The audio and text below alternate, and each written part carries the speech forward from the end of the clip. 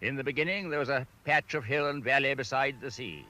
That patch grew through confidence, through ambition, through a sense of adventure, but chiefly as the trees grow or the sun shines, through a sort of obscure inevitability. Ultimately, it stretched from the Atlantic to the Tigris.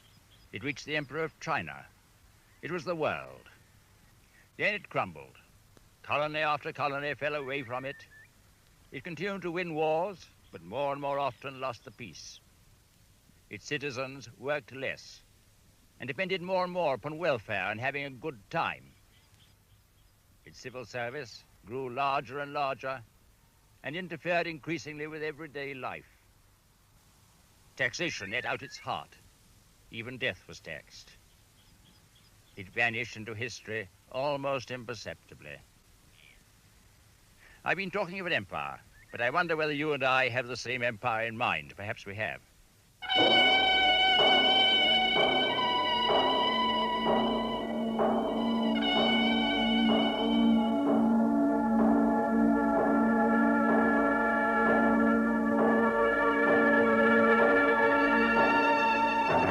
I've been speaking, of course, of ancient Rome.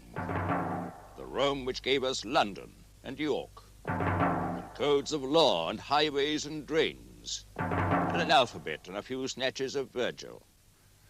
The Rome which gave us factories and post offices and the changing of the guard and soap. The Rome which first gave us civilization and then taught us how to misuse it. The Rome which survives in nostalgic romance and in enduring concrete, and as a compulsory subject in schools and universities, which is perhaps a part of that concrete.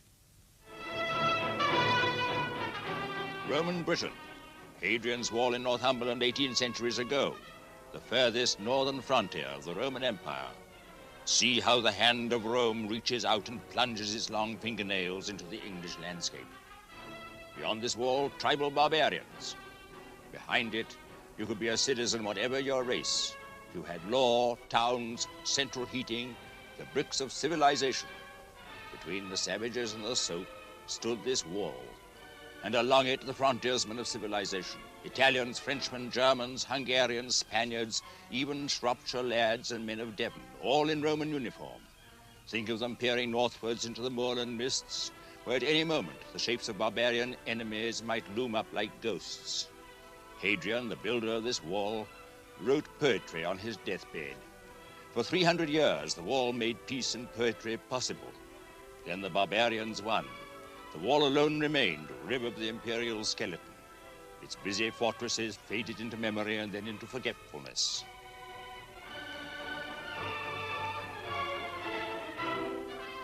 Imperious Caesar, dead and turned to clay, might stop a hole to keep the wind away.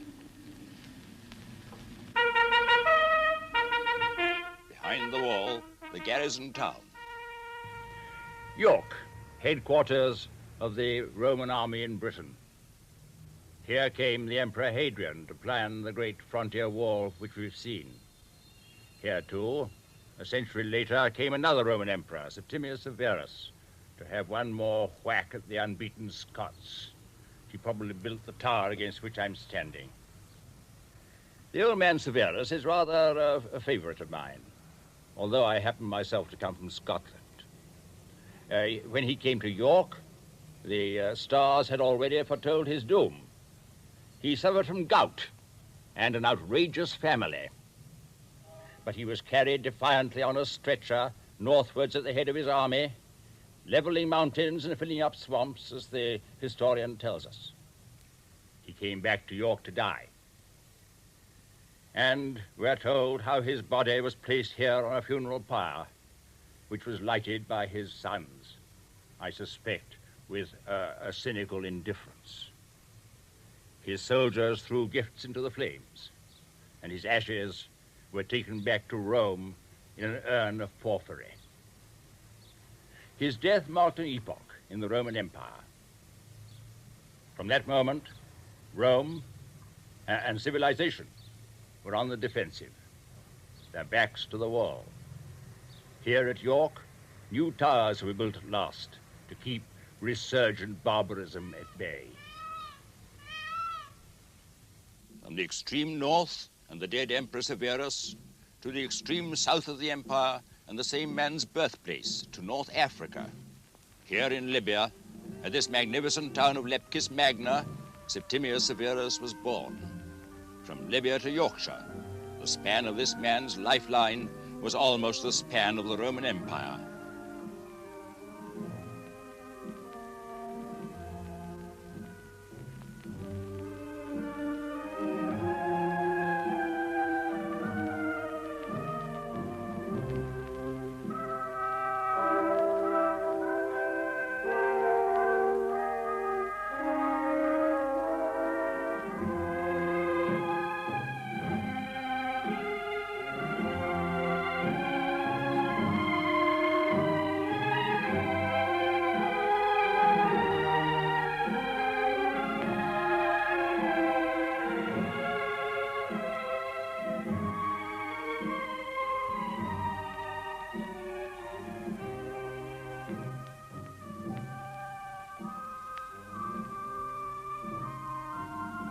Yet even Leptis Magna did not quite complete the span of Rome. 400 miles south from Leptis on the coast, in the deserts of the Fezzan, stands a lonely tomb, furthest monument of Rome's greatness. Here in Africa was once the granary of Rome. Roman dams stored up the rain. African corn and olives filled the markets of Rome. Then Rome fell. The sand sea engulfed the scene. In our time, other empires have come this way.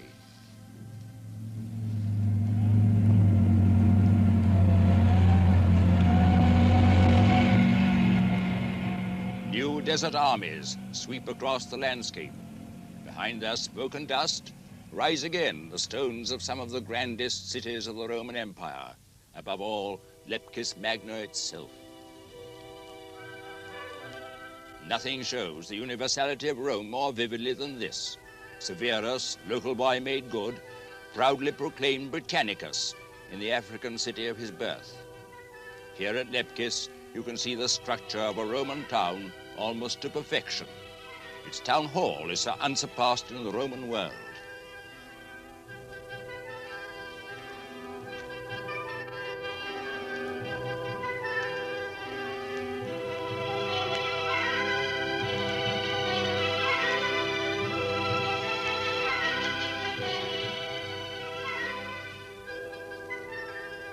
Indeed, imperial ambition sometimes o'erleapt itself. The harbor is a triumph of grandeur over actual need. It's silted up almost at once, and the mooring blocks remain unused, a Roman folly.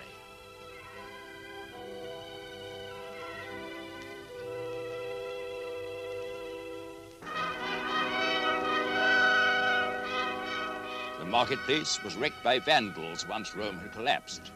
Yet it still speaks grandly with 1,000 voices.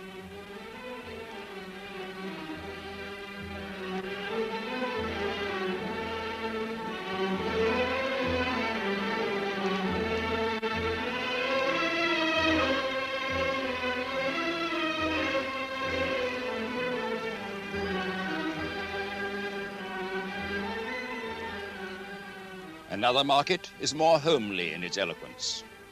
Here are the grooves where Roman knives were sharpened. There the standard measures of length, like those which another empire has placed in London's Trafalgar Square. For volume, the shopkeeper filled up one of these containers and you held your bag underneath. Bread in the marketplace, music hall or drama next door.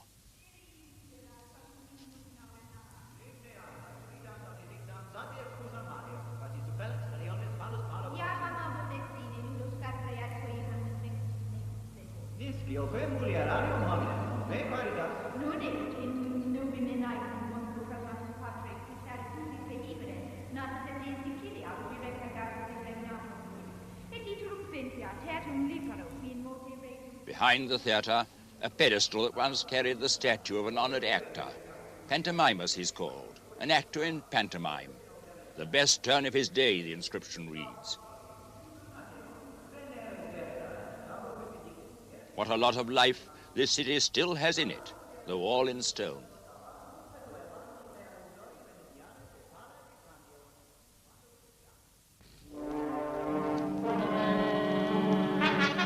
And now for the western and eastern boundaries of this vast empire.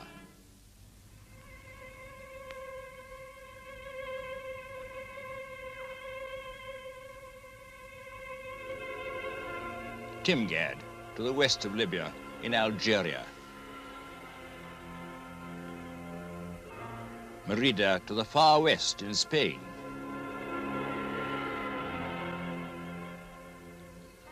And to the Near East, in Jordan, Jerash. In the Lebanon, the famed magnificence of Baalbek. Everywhere Romans ruled and traded, legions marched. Arches and pillars framed the imperial pattern. But the real business, that which gave these provinces life and law, was the eternal city herself, haughty Rome, Rome above the nations.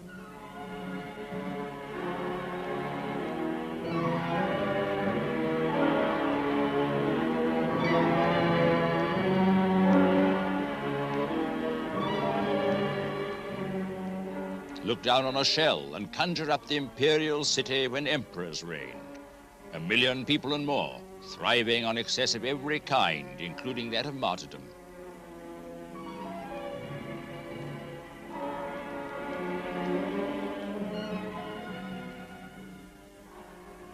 And yet, a city decisive for the souls of men as no other place.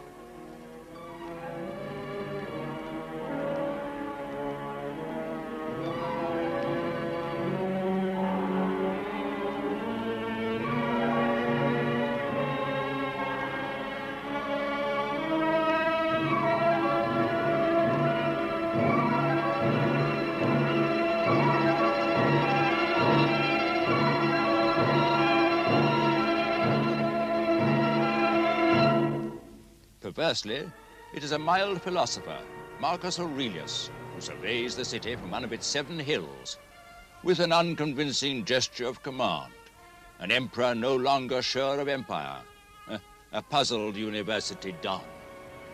But there's an accidental rightness about his posture. His back is turned to the Forum. Say what you will, the Roman Forum is a mess. Once the hub of the civilized world, the Forum today bears the likeness of an excoriated cemetery. Grandeur is a hard word to fit to it. Yet, strangely, grandeur is there. Clothe these stones with history. The murder of Caesar, the fire of Rome, the spread of Christianity. And you hand any man the fabric of his own past. This is indeed the graveyard of an empire. The temple of fame stands upon the grave. The flame that burns upon its altars is kindled from the ashes of great men.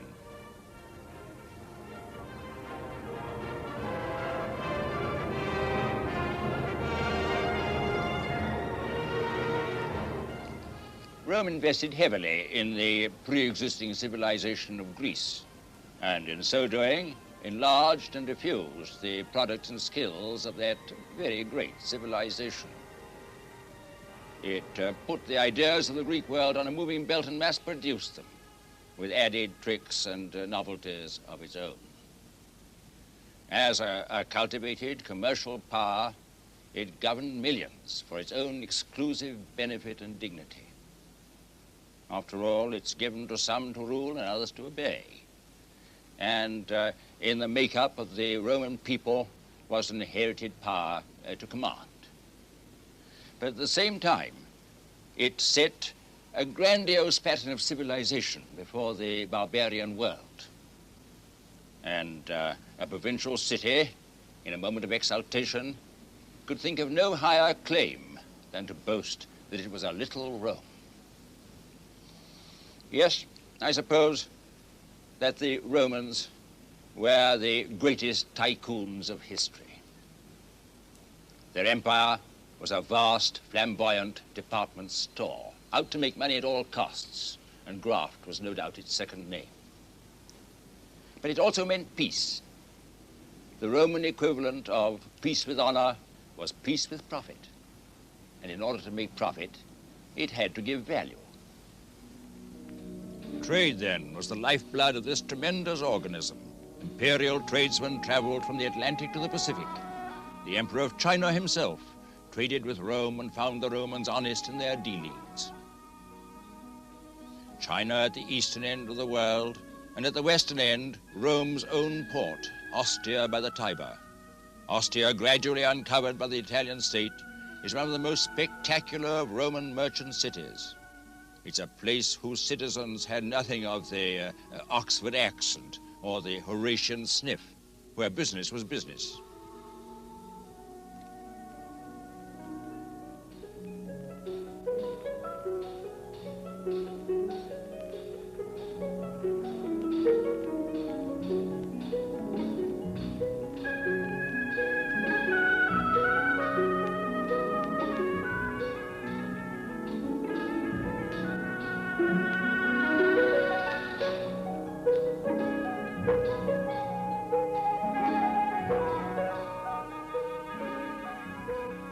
In the heart of the town were the shipping companies.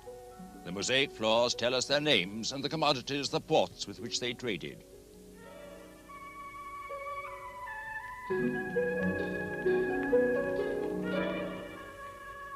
This way for trade with Africa, to Gibraltar, with its African elephant.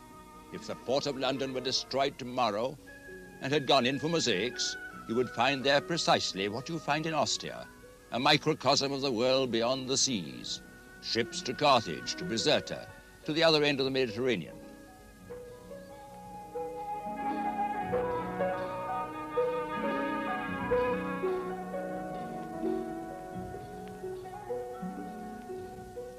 Even Ostia's own river delta was recorded in mosaic and reminds us how the port died.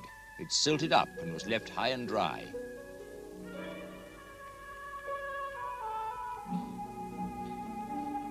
Ostia has none of Rome's grandeur. It is commercial and ordinary, yet on that account extraordinarily real. Its architecture anticipated suburbia by 1,700 years.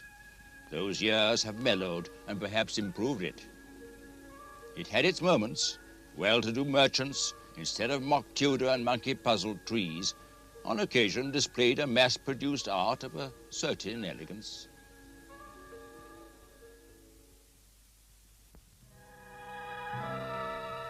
More anatomy of empire. Pompeii below Vesuvius, second-rate and famous for the wrong reason. In the year 79, lava and ash buried the whole place. Nothing in Pompeii's life became it like the leaving of it. Nevertheless, its poor familiar bones show that something of Roman grandeur reached down to very ordinary citizens. Straight streets planned and paved to pattern, equipped even with a Roman version of our zebra crossings.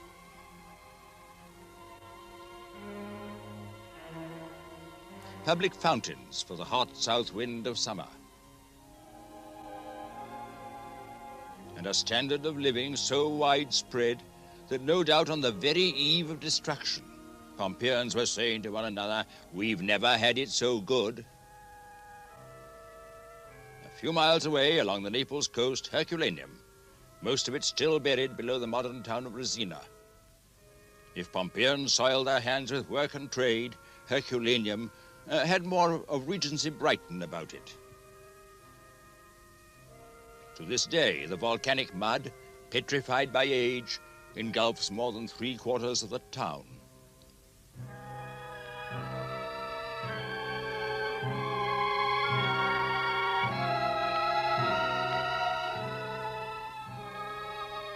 Here again, the characteristic Roman discipline of straight streets.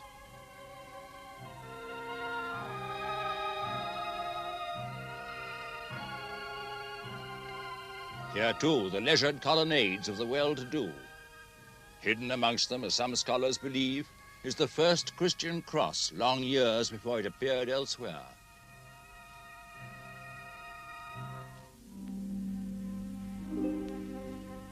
But the provincial grandeur of Rome spread through a great part of Europe.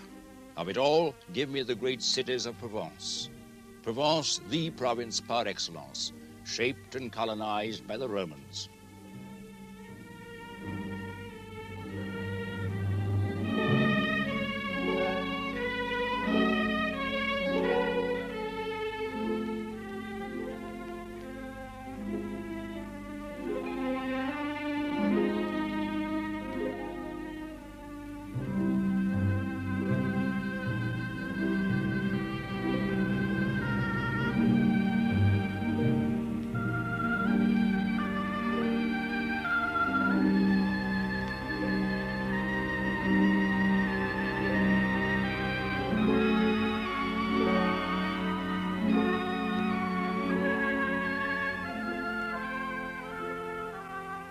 As judges of a comfortable human landscape, the Romans had few equals. Even the wild eye of Van Gogh cannot inflame the rich tranquility of Provence.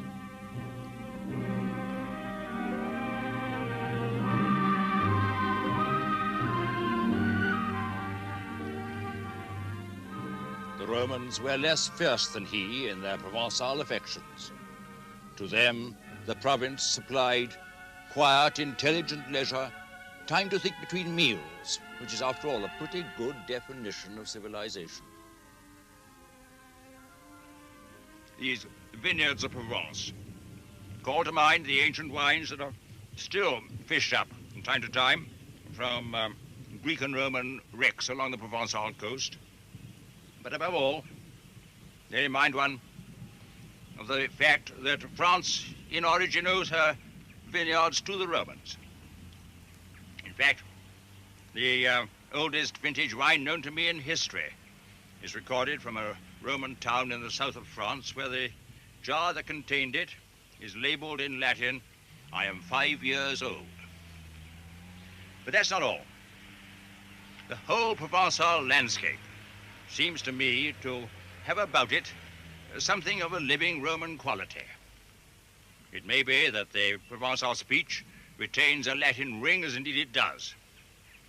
It may be that the old Roman amphitheaters hereabouts are still used for blood sports of a Roman kind, and that the Provençal crowd reacts to them in an unreflective Roman way. But again, that's not the whole story. The tall black cypresses and the tall white columns and buildings belong together as by traditional right. And close beneath the picturesque casualness of the modern Provençal town lies the discipline of Rome, and somehow one is conscious of it.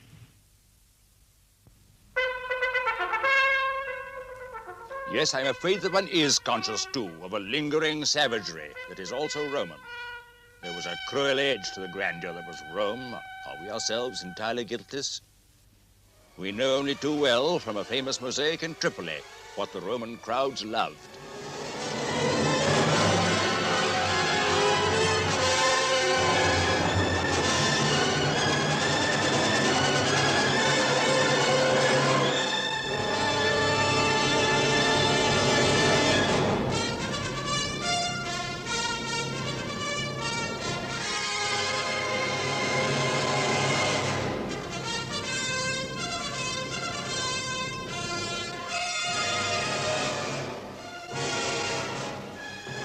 Paraphernalia of ancient barbarism, wild beasts, the feeding of prisoners to lions, gladiators fighting to the finish, the ominous funeral beer for the loser, and an orchestra with trumpets and pipe organ for background music. Translate this to the same Roman amphitheater in our own time at Arles or Nîmes.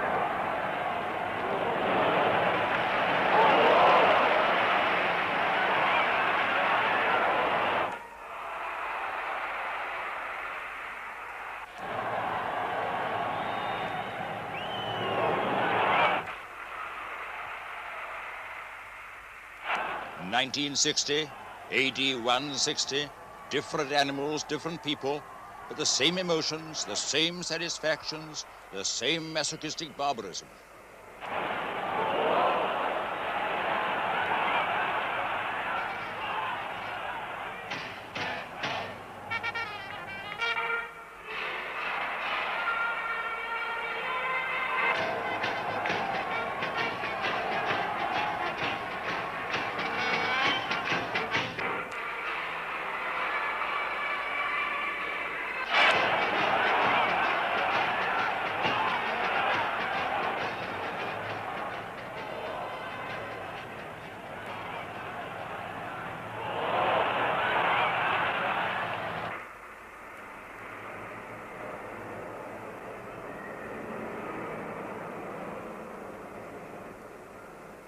mass emotion. We too have our frenzied cup ties, our boxing championships, our blood sports. We follow where Rome led. The Roman Empire was there before us. But what, after all, did all this really amount to? What did that Roman Empire mean, apart from wide areas of Europe, Asia, and Africa, and uncounted millions of assorted human beings? Was it all really rather like one of those mountainous primeval monsters, those dinosaurs, whose little brains were too small to steer their huge carcasses through time and change? Or was there more to it than that, even in its failures? Some intelligent, powerful fulfillment that can mean something for us today. You know, it'd be easy to recite a stirring story of battles won, of Horatius defending his bridge, of Julius Caesar fighting with shaggy Gauls and Britons on the one hand, and with contentious politicians at home on the other. But that sort of two-way battle has been the job of successful generals through the ages. Or it'd be easy to add up miles of Roman road and acres of Roman town planning and to leave those Romans as successful engineers and plumbers. But after all, there were good engineers and excellent plumbers long before the Romans, and there have been a few since. No. Those Romans had something very much more than all that. Something more than military prowess. Something more than civic discipline and codes of law.